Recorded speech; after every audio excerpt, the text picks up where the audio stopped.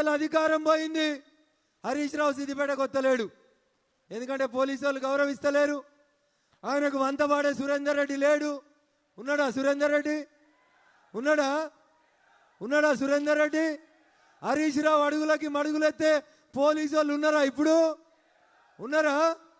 అందుకని హరీష్ రావు కూడా వస్తలేడు. వస్తే కూడా అప్పుడప్పుడు మెల్లగా ఇట్లొచ్చి సాటికెళ్ళి వచ్చి సాటికి పోతా ఉన్నాడు. అంతేనా? అందుకని భారతీయ జనతా పార్టీ నాయకులకి, కార్యకర్తలకు నేను సవినయంగా ఒకటే విజ్ఞప్తి చేస్తా ఉన్నా. సిద్దిపేట భయంలోంచి బయటికి వచ్చింది.